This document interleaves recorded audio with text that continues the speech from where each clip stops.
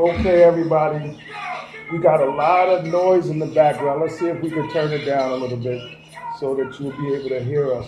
So we back for episode 4, which I thought was pretty phenomenal. Um, I don't want to talk too much about it. I want to jump into the questions, see if we can keep it short. Like I'm aiming for 10, 15 minutes, 20 minutes the most. All right, so I'm gonna let you kick it off with your Okay. first question. First question is, why does Power and Shaw want to kill Dennis? All right. I think that Power and Shah want to kill Dennis. This was a question asked by her a few episodes ago, which I had no clue because it hadn't been shown. And I said, well, maybe, in the future they'll show in a flashback like what the reason was. And so I think that they're coming around to that. And it looked as if Dennis had robbed Power's parents and held them at gunpoint and robbed their shop. And maybe they found out about it. I know that that would be a reason for me to want to hurt somebody pretty bad if they stuck up my parents. Uh, what's your follow up question? Next question. Okay. How is a pawn and a king different? Well, the wise man in the show said that a pawn believes a pawn and a king are different because a pawn believes that he's a pawn and he acts as if he's a pawn, and a king believes he's a king, so he acts as if he's a king. So it's just a person's perception and what they're taught and how they think about themselves. There probably is no real difference. The only thing that separates them is thought and behaviors based on what you think you are. Okay. That's assuming a king is better than a pawn, but I guess most people would prefer to be a king, right? Well, So, pawns can become any piece on the board that they would choose. oh yeah. Okay, next question. Why did Divine and Power split up? Split up their business, basically, right? Or friendship, too? That is a great question. That is a great question. That's something that I think will be revealed down the line. Um, Divine didn't really want to talk much about it. He just, explained to Ghost, and he told Ghost that it wasn't like personal, it was business. No need to want to have to hurt them. They had I guess, some kind of philosophical disagreement about the business, and so I guess Divine was supposed to take Stapleton, and Power would, keep Park Hill.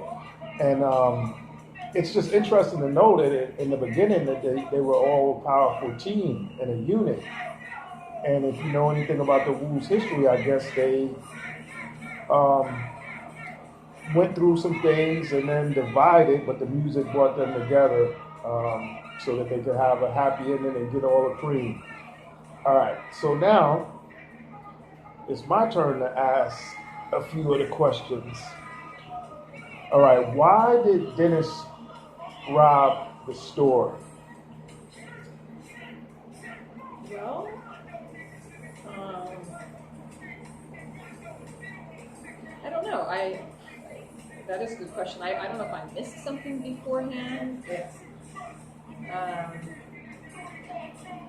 And the obvious thing would be to get money, but I don't know that that's why he did it. Okay, so you asked the question, why did Divine and Power split up? Yeah. And I was telling you, Divine was telling Dennis, like, it won't be necessary. They're not our enemies. Like, we don't have to do anything to them. And Dennis was acting like he wanted to do something to them. I don't know if you remember that scene.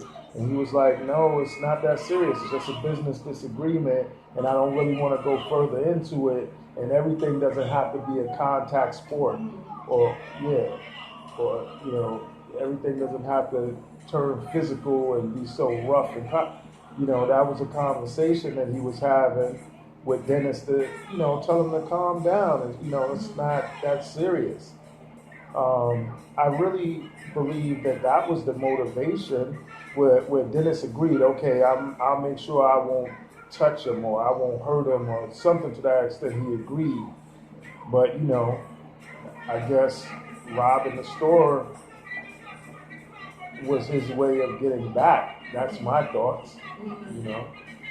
Um, um, Going back to the old chess player, why do you remember why he said most people lose?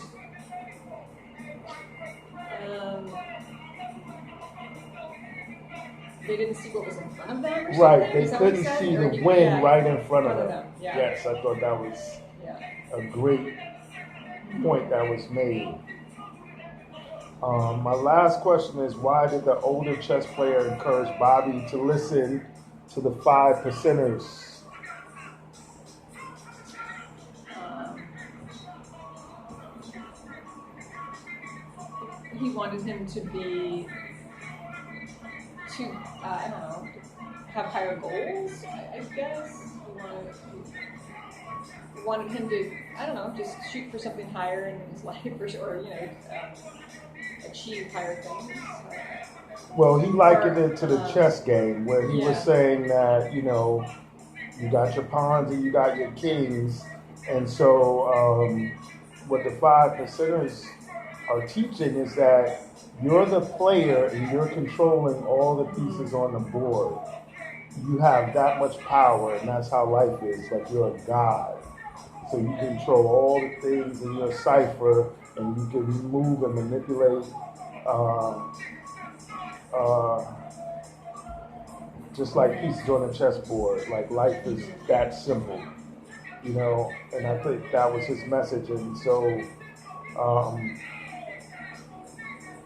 yeah, because a lot of times when you're taught that you're a pawn all your life, to find out, that you're actually a god it's life changing. And I think it had that effect on Bobby and the rest of the room.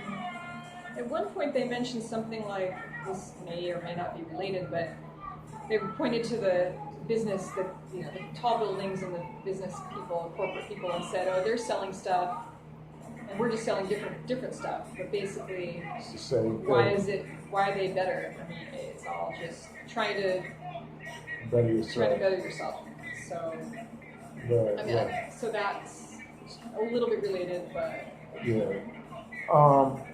The mother made a valid point. Bobby's mother, she said, the young boys, the young men, they seemed like they were stuck in a stereotype. What are your thoughts on her views about the boys being stuck in a stereotype?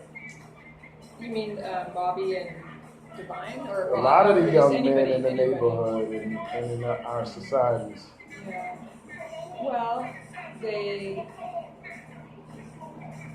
stereotype is that they're going to sell drugs, and that's kind of what they do, and that's what they follow in each other's footsteps, and they being rough and tough and gangsters and stuff. And maybe people expect that of them, and that's how they are.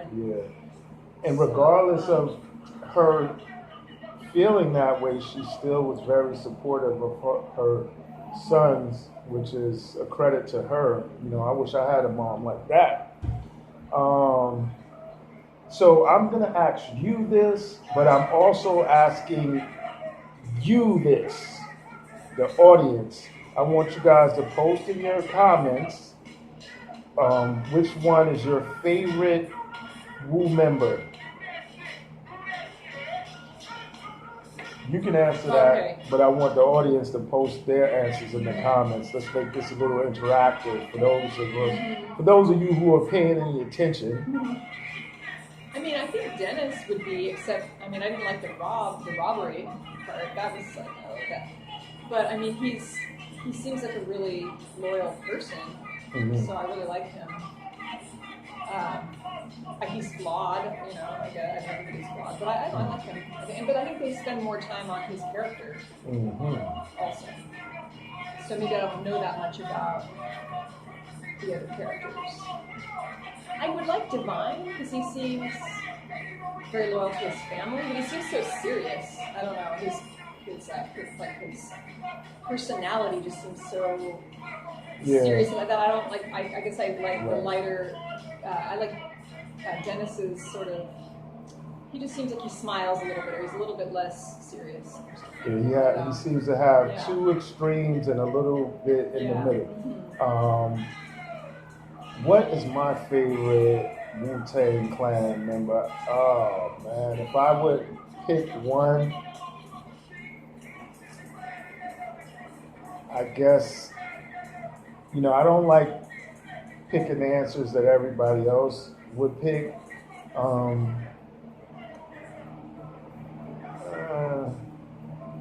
I think on this day, I'm going to go with the RZA as my favorite. Not necessarily my favorite character in the show, but Wu-Tang member. Like without the show, before the documentary, just like what I had heard, with the music and me being a Wu-Tang fan, I like the RZA for a lot of reasons. He's great with production, and he can also rhyme. And I like the knowledge that he includes in a lot of his rhymes. And then he'll switch it up and he'll have something straight gutter like domestic violence, which is social commentary at its best, but it's a sad commentary. But yeah, I've always been a fan of the RZA's rhymes and beats. So I'm going to go with that. A lot of people, easy choices would be Method Man, Old Dirty even. At one point, I was a big fan of You God, and I think that line for line, well, no, I won't say line for line. He had one of the best rhymes in the whole Wu of all time. Like it was a simple rhyme that I thought was just really fire. Speaking of which, the RZA had a hot one on, I think it was the Jizz's Fourth Chamber, that song. And RZA killed it. But when they first came out on one of their first albums, you guys said, Raw, I'm going to give it to you. Like trivia, like cocaine straight from Bolivia. Raw, I'm going to give it to you. It's like trivia. Cocaine straight from Bolivia. Oh man, he said my jam will rock and shock the nation like the Emancipation Proclamation. I kind of butchered his lyrics, but whatever he said, how he said it was dope. And I'm feeling that line forever. Raw, I'm gonna give it to you. You know what I'm saying? Anyway, so I also wanted to make a few comments on. Jesus, what I had wrote some notes down, and I don't think that they came through. But at one point I had talked about like the lack of males, the lack of male role models, and we see that Power's father was portrayed, and I think that was a strong representation of a black father. Also, in earlier episodes, the uncle. Not necessarily a dad, but in a father figure kind of role. He said something to Bobby, the largest nation is the imagination. And I think that set the RZA up for future success. He used his imagination, his creativity, like his superpower. That's like the little boy says. So you mean it's like a superpower? I thought that was hot. There's also another note that I had made. I've watched a lot of people give their reviews on the miniseries, and they're like, "Oh my God, where is you God? Where is Master Killer? Where is Inspector Deck? Where is Capadonna?" Well, Capadonna has been featured. The guy that was in jail, that was rhyming and freestyling in jail, who touched the phone and violated the Brooklyn House policy set by the guys from Brooklyn, that was Capadonna. So for all you guys who didn't know who that was or thought it was Inspector Deck or anybody else, that was Cap. Straight from Park Hill. See my face on it. Anyway, yeah, so like I said, I wanted to keep this one short and wrap it up. So that's what we're going to do. Hope you enjoyed it. That was one of my favorite episodes. I think it gave a lot of flashbacks that explained a lot of the action that we've seen thus far. So I think we're all getting caught up, and I'm just enjoying this whole Wu movement, the resurgence of Wu. All right. Have a good day, and see you next time for episode 5. Peace. Oh, I'm Kual, and this is my co-host, Maria.